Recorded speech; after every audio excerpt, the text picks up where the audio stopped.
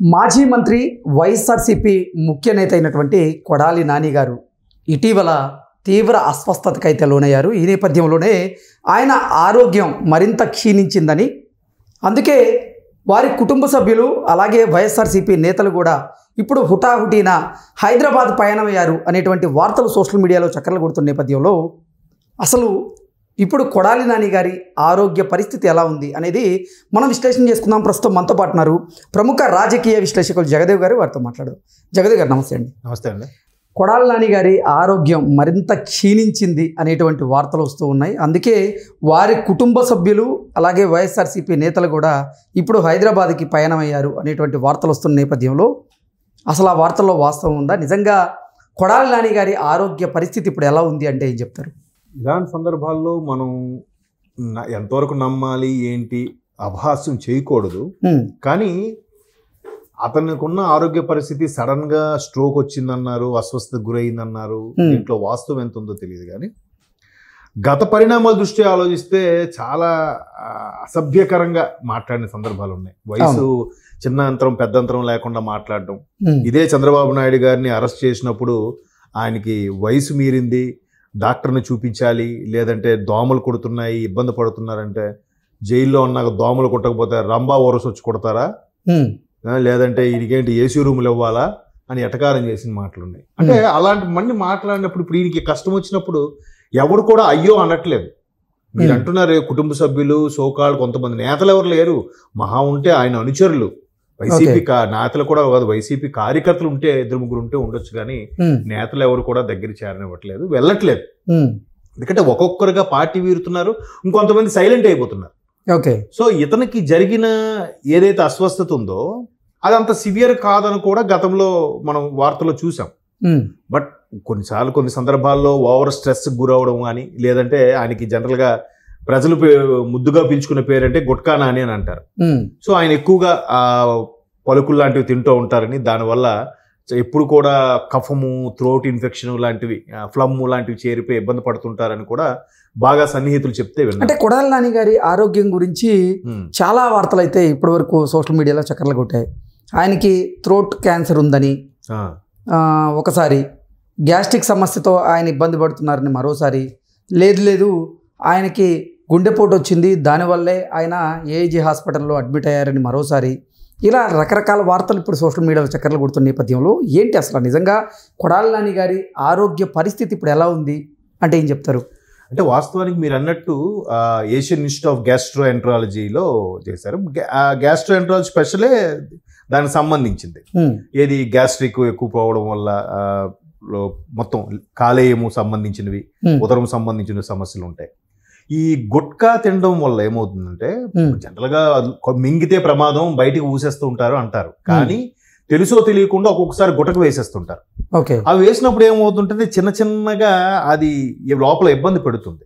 ఒక్కోసారి ఆ పలుకులు అనేవి ఏంటంటే స్టోన్ ఫార్మేషన్ లాగా అయిపోయి స్టోన్ గా బ్లాడర్ లో అడ్డుకోవడము, లేదంటే అవే స్టోన్ ఫార్మేషన్ అయ్యి కిడ్నీలో రాళ్ళుగా ఫామ్ అవ్వడము, చాలా సమస్యలు వస్తాయి దానివల్ల పలుకులు వాడడం వల్ల. మనకి జనరల్గా సినిమాలోకి వెళ్తే కూడా ఫస్ట్ థియేటర్లో యాడ్ అదే కదా వేస్తాడు, ఖైనీ, గుట్కా, తంబాకు ఇలాంటివి తినద్దు అని.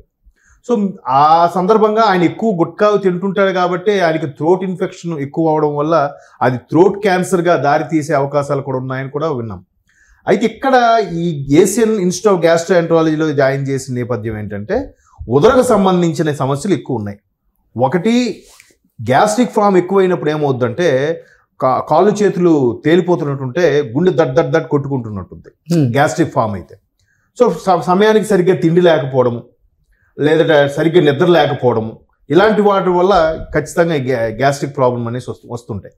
సో అవి ఎక్కువ అవడం వల్ల ఈయనకి అది ఒక్కసారి గుండె దడ్ కొట్టుకోవడం వల్ల మనకి అది స్ట్రోకా, లేదంటే ఈ నాళం నుంచి ఇక్కడ వరకు ఆహార వాహిక అంటారు, ఈ ఆహార వాహిక అంతా కూడా మండుతున్నట్టుగా ఇబ్బందికరంగా ఉన్నప్పుడు అది ఒక్కోసారి స్ట్రోకా, నిజంగా ఉదర సంబంధమైన క్లారిటీ రాక భయపడతాం. సో ఈయనకి కూడా అటువంటి డిసీజ్ తోనే బాధపడుతున్నాడు కాబట్టి అది గుండె సంబంధితం కాదు, ఖచ్చితంగా లివర్కి అలాగే పొట్టకి సంబంధించిన ఇష్యూ. తర్వాత మీరు అన్నట్టు గుట్కా నవ్వడం వల్ల రకరకాల రూమర్స్ కూడా ఉన్నాయి, ఆయన థ్రోట్ క్యాన్సర్ లాంటివి ఉన్నాయని, లేదంటే వేరే సమస్యలు కూడా ఉన్నాయని కూడా చాలా మంది చెప్తుంటారు. మొత్తం మీద అంత సివియర్గా అయితే లేదు, వార్తల్లో వచ్చినంత సివియర్గా అయితే బయట ఎక్కడ వార్తలు లేవు.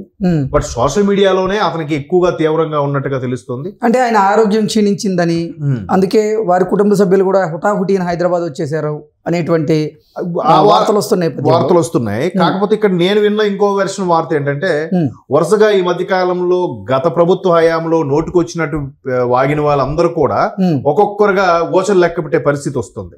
ఇప్పుడు ఎవరు బోరుగడ్డ అనిల్ కానీ, పోసాని గారు కానీ, వీళ్ళందరూ కూడా.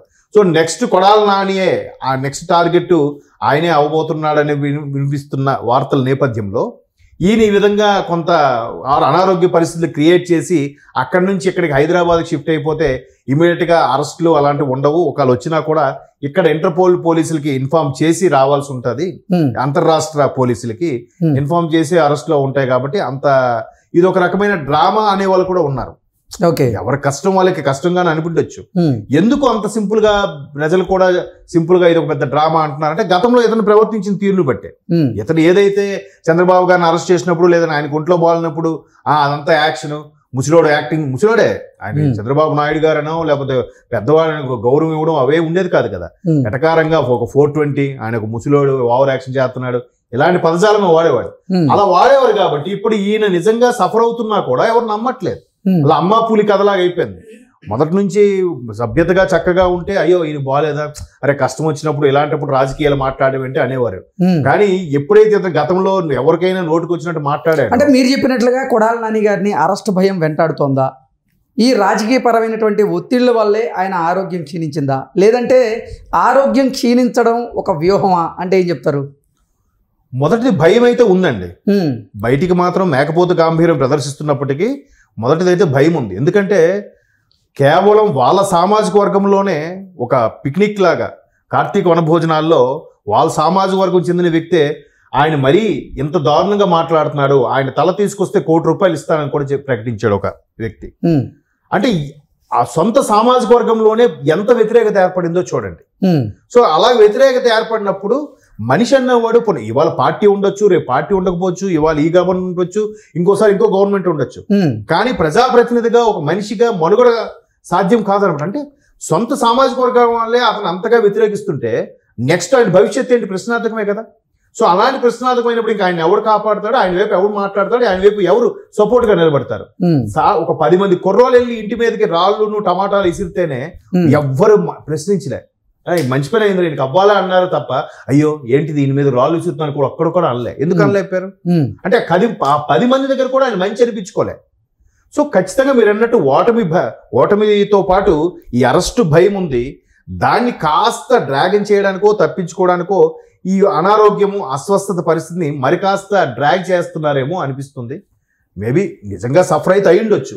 బట్ గతంలో చేసిన దాన్ని బట్టి ఇప్పుడు ఎవరు కూడా నమ్మటం లేదు. నా అభిప్రాయం కూడా ఉండొచ్చు కానీ అంత సివియర్ కాదని నా అభిప్రాయం. ఓకే అండి, థ్యాంక్ యూ సో మచ్.